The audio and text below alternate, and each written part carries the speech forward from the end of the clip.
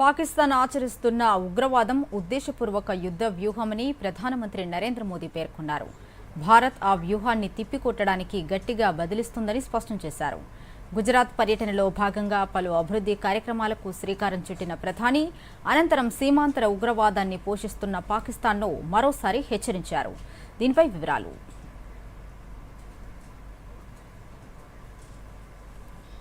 గుజరాత్ పర్యటనలో భాగంగా ప్రధాని నరేంద్ర మోదీ 5,536 కోట్ల రూపాయల అభివృద్ధి ప్రాజెక్టులను ప్రారంభించారు. అనంతరం మహాత్మా మందిర్లో జరిగిన భారీ బహిరంగ సభలో ప్రధానమంత్రి మాట్లాడుతూ ఉగ్రవాదాన్ని పాక్ ఒక యుద్ధ వ్యూహంగా అనుసరిస్తోందని అన్నారు. సీమాంతర ఉగ్రవాదాన్ని పోషిస్తున్న పాకిస్తాన్ ఉగ్రదాడులతో భారత్లో అలజడి సృష్టించాలని చూస్తే మౌనంగా ఉండబోమని హెచ్చరించారు. 1947లో భారత్ విభజన జరిగినప్పుడు అదే రోజు రాత్రి కశ్మీర్లో తొలిసారి ఉగ్రదాడి జరిగిందని ప్రధాని గుర్తు చేశారు. సాయుధ మూకల సాయంతో కశ్మీర్లోని కొంత భాగాన్ని పాక్ ఆక్రమించుకుందని చెప్పారు.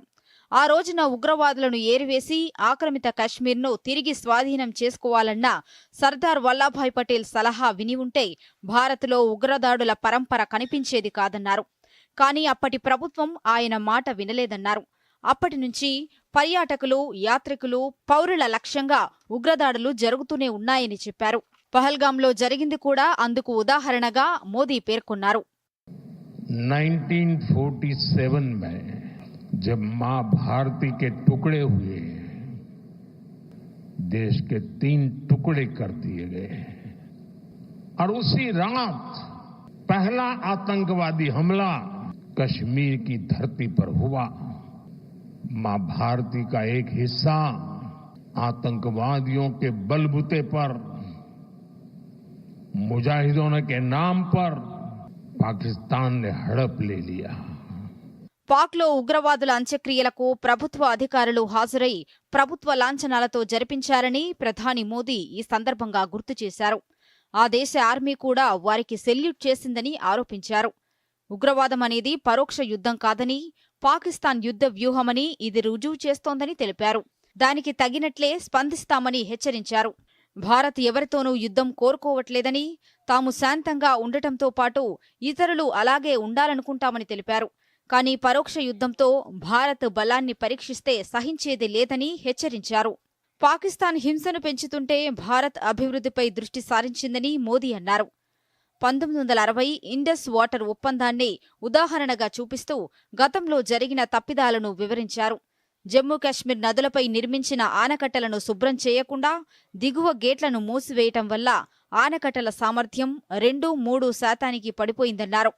భారత పౌరుల నీటి హక్కులు దెబ్బతిన్నాయని ఆవేదన వ్యక్తం చేశారు. అంతకుముందు ప్రధాని నరేంద్ర మోదీ గాంధీనగర్లో భారీ రోడ్ షో నిర్వహించారు. ఆపరేషన్ సింధూర్ విజయవంతం కావటంతో ప్రధానిని అభినందించేందుకు ప్రజలు పెద్ద సంఖ్యలో తరలివచ్చారు. రాజ్భవన్ నుంచి ప్రారంభమైన రోడ్ షో మహాత్మా మందిర్ వరకు సాగింది.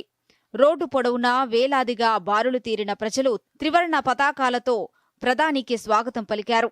2 రోజుల గుజరాత్ పర్యటనలో భాగంగా గాంధీనగర్లో చేపట్టిన రోడ్ షో 4వది. సోమవారం వడోదరా, భుజ్, అహ్మదాబాద్లో ప్రధాని రోడ్ షో నిర్వహించారు.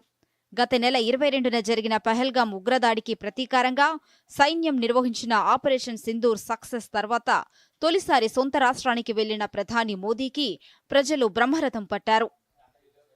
భారత్ శత్రుత్వం కోరుకోదని, ప్రపంచ శ్రేయస్సు కోసం, ప్రతి భారతీయుడు ఉన్నతి కోసం అంకితమైన లక్ష్యంతో పనిచేస్తుందని మోదీ పునరుద్ఘాటించారు.